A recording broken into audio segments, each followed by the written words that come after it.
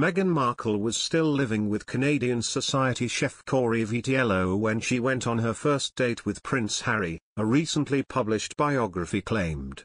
Tom Bower, a biographer who has been vocal in his criticism of Harry and Meghan and who has been called the Witchfinder General.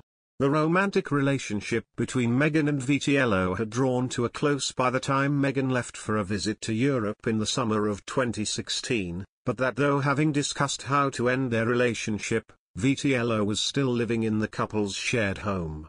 Meghan and Vitiello had met, according to Bower, in 2014 in Toronto, where he was a renowned restaurateur, well known among Canada's high society cohort.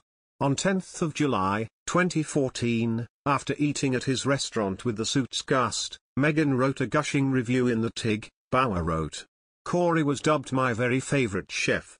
Shortly afterwards, Vitiello ended a relationship and started to date Meghan, Bower continued. Together they rented a 3-bedroomed home in the city's Annex district. Meghan was introduced to many of the key players in the Canadian world of celebrity through Vitiello, including Jessica Mulroney, who would become one of the future royals' closest friends. As Mulroney's husband, Ben, was the son of Canadian Prime Minister Brian Mulroney, that meant Meghan was also introduced to Canada's dynastic political families, including the Trudeaus. By the summer of 2016, Meghan and Vitiello's romance had reportedly run its course, with Bower writing that Meghan sought a new romance on her planned visit to Britain, where she was considering moving. In Britain, Meghan and Harry were reportedly set up on a date by a high society publicist for Ralph Lauren, who dressed Meghan for 2 appearances at Wimbledon during her stay. The matchmaker is Violet von Westenholz, the daughter of a close friend of Prince Charles and a childhood playmate of Princes William and Harry. In her empathetic manner, according to Bower, Meghan persuaded Violet, a sensitive soul, to arrange a blind date with Harry. The Prince and Meghan bonded during the date over their shared passion for humanitarian work and philanthropy, as they discussed in their engagement interview a year later. Bower said the pair agreed to meet again, and 2 weeks later Harry secretly flew to Toronto. He stayed for about 1 week in the house of a friend of Meghan's, probably Jessica Mulroney. With Corey Vitiello still sharing her home, the situation for Meghan was tricky but manageable. Prince Harry became a new person after meeting Meghan Markle.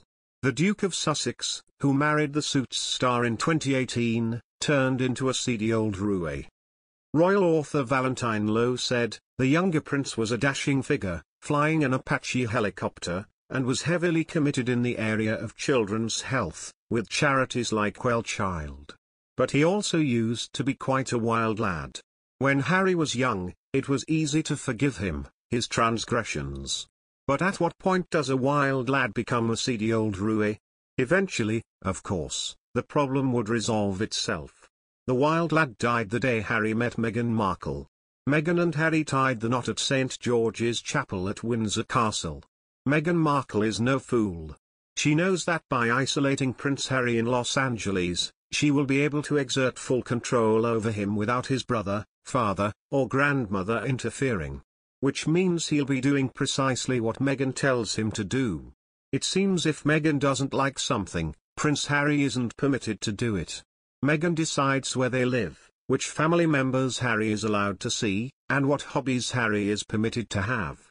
Anyone with a shred of intelligence knows that such relationships never last. Especially when the one being controlled is a British prince, who'll have no shortage of young LA ladies half Meghan's age willing to show him a good time. Half Meghan's